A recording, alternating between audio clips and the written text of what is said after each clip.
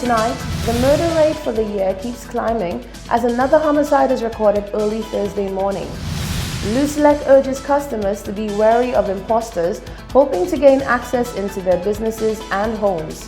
We've received a couple of reports from different parts of the north of the island yesterday that there were a couple of individuals who had presented themselves to customers' premises asking to do inspections on behalf of Lucelec.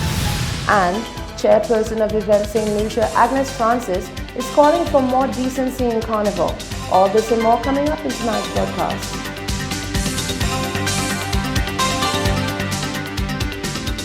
This is the Hot 7 Nightly News with Lovely St. Amy Joseph. Good evening. It is Thursday, the 18th of July, 2019. Welcome to the Hot 7 Nightly News. We're on Flow Channel 117, also being simulcast on Kiss FM 105.5 and 105.9 radio. You can also watch us on our free mobile app. Just search for Caribbean Hot FM in the Play Store. I'm Rochelle Gonzalez, standing in for Lovely St. Amy Joseph. One man is dead following the early morning shooting on Thursday, the 18th of July. The mother of the deceased says her son was a productive individual who had plans on going to work that fateful morning before his life was brutally snuffed out. Solange Alfred tells us more. Dead is 34-year-old Curtis Christopher of Wapatat, who was described by his mother, Annette Christopher, as a hard-working man. On Thursday, 18th July, in the community of Wapatat, the mother of the deceased said shots were heard ringing at approximately 6:15 in the morning. She said upon hearing the gunshots, she immediately feared for the life of her son, who she knows routinely bought bread early in the morning. He was supposed to go to work this morning at 9 o'clock. He left after 6 to go and buy bread so that his brother can have breakfast before he go to work, because his brother comes there to have his breakfast, collect his lunch to go to work. And every day at this time around that time after 6, he goes to buy bread, because we get hot bread, a Creole bakery just up the hot bread to go to work. And I stood up there, we sat down inside this morning and we heard about 5 to 6 gunshots, my daughter and I, and we said, so early, I tell tomorrow, and you hear gunshots, I tell her yes. But then we know he went to buy bread, because that's not the first time. He was shot some about 3 or 4 years ago. They got him a gun. He got a gunshot in his back. He survived. And she said, I need Curtis went to buy bread. So we stood up there. I said, if something happened, somebody must call her. She there. She went and changed. She didn't have the top, so she went and put a top on her. And then she went by the road there. His dog was standing by the road there, because he had 3 pit bulls. He put his dog food on fire already, and we there waiting him. So while she was there, she see a boy rushing, calling, Tamara, Annette. So we say, that's it. Christopher said an overall feeling of sadness now surrounds the family following the untimely loss of their loved one. We take it hard because I don't know. I don't like me if Curtis is my son. I don't know in trouble if anybody.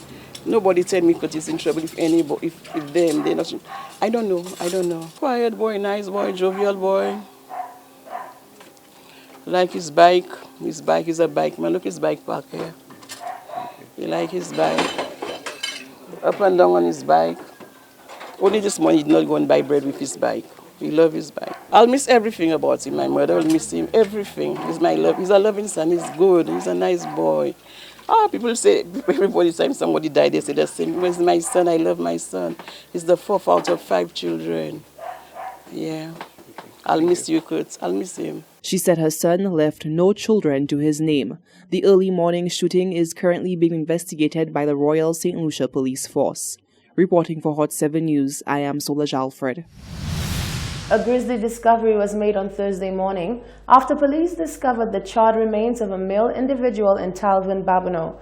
The body is believed to be that of 51-year-old Steve Bernard, also known as Biko. According to reports, residents reported a foul stench emanating from the rubble of a house that was destroyed by fire on Tuesday. Upon inspection, police discovered the body at around 10 a.m. Reportedly, Bernard battled mental illness and was the sole occupant of the house. Police are investigating the matter. The Royal St. Lucia Police Force is putting the pieces together on a number of pressing investigations. Providing an update on not 1 but 3 ongoing investigations is Acting Assistant Superintendent of Police Elvis Thomas. Here once again is Solange Alfred.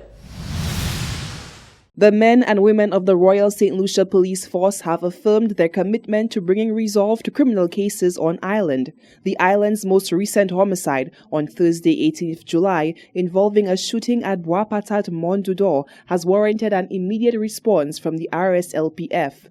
Providing an update on the findings thus far is Acting Assistant Superintendent Police Elvis Thomas, who said the matter is currently under investigation. This morning, this is the 18th of July 2019.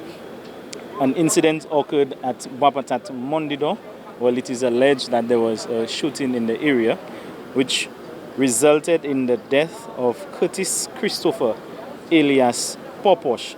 He's 34 years old of Mondudor, and the incident occurred about 6:35 a.m. this morning, and he was pronounced dead on the scene about 8 a.m.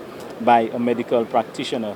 We do not have any more information as it relates to this incident, but we're hoping that as the investigation progresses that we will be able to provide you with a little more than what we have provided to you this morning. In addition, Thomas provided insight into the Tuesday, 16th July shooting of Earl Emmanuel in the community of Pavi. Police are investigating the circumstances surrounding the death of Earl Emmanuel, a 45-year-old originally of Vieux-Fort.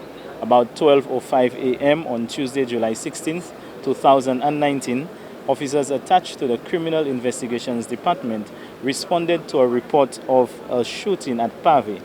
Upon arrival at the scene, officers requested the assistance of emergency personnel. The victim, Earl Emmanuel, was then conveyed to the Victoria Hospital via ambulance, but he was later pronounced dead by a medical practitioner. The post-mortem examination was conducted on July 17, 2019, which revealed the cause of death as neurovascular shock due to spinal injury secondary to multiple gunshot wounds to the chest and the gluteus. In a previous broadcast of the Hot 7 Nightly News, viewers were shown the disturbing viral video which depicted an elderly man being stoned in cul-de-sac. Thomas said a level of resolve has been brought in the case of that viral video. I can speak to a viral video that most persons have seen probably about a few weeks ago, involving a gentleman and another man who was actually throwing stones at him. I think that incident occurred on the 9th of June 2019 at cul-de-sac. At this point, we can say that one individual was arrested and charged on Monday, the 16th of July at cul-de-sac. His name is Roddy Javi James, and he has been charged for the offenses of wounding and damage to property. The Royal St. Lucia Police Force urges anyone with information regarding the open investigations to contact the Major Crime Unit at 456-3754. Reporting for Hot 7 News, I am Solange Alfred. On the heels of the culmination of Carnival 2019, the management of Event St. Lucia and the Cultural Development Foundation discussed the many challenges that threaten the success of the event. More in this report from LaVey Spooner. Preceding the announcement of the 2019 Parade of the Bands competition winners, the chairperson of Event St. Lucia, Agnes Francis, highlighted a few shortcomings realized during the Carnival celebration. Carnival is now at a crossroad, when there are equal or more foreign revelers in bands than locals, when persons have to wait hours in traffic or sleep in their cars after an event, when nudity is seen as the norm. We need to take a holistic view of the management of Carnival. The event now needs policies, standards, licenses, and permits in order to manage its success. Francis clarified by saying that she does not have moral authority over how individuals dress or behave. However, her concern arose as a result of the nudity displayed during Carnival. She says that this was in direct contravention of the island's laws. I don't mind the merriment, I don't mind adult behavior, but when you have spectators who are not able to view the event, not able to take the children to view the event, there is something that we have to do. We can't just put our hands up and say, this is the way of the world, this is the way it's going. I'm not a prude, but I think that we have a responsibility as adults to ensure that the carnival product is at a palatable level for children to at least spectate and view. With that in mind, it is important to note that Sections 502 and 503 of the revised Criminal Code of St. Lucia make it a criminal act for an individual to be naked, indecently clothed, or indecently exposed in public. An individual who commits these acts is liable on summary conviction to a fine of $1,000 for each offense. Francis added that the unexpected magnitude of Carnival also presented its share of challenges. For her, although Event St. Lucia and the Cultural Development Foundation had done all they could to prepare, the eventualities that occur could not have been avoided. There's just not enough information in order to make proper management decisions. So we were aware that there are going to be 14 bands, but the size of this band versus that band was not available to events or to the police, so that they would know, okay, we need to have X, Y, and Z in place. So there's a lot of takeaways that we're getting. We think that the event went off very, very well, but there is a lot of learning for us as well, which we hope we can address. A post-mortem evaluation with all stakeholders is set to occur in the coming days to discuss the difficulties and successes that came with the execution of the 2019 Carnival celebration.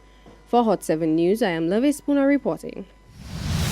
You're watching the Hot 7 Nightly News. When we come back, Lucelec warns customers of imposters, GINet prepares for Phase 2, and a little wine never hurt nobody, including that of the PMs.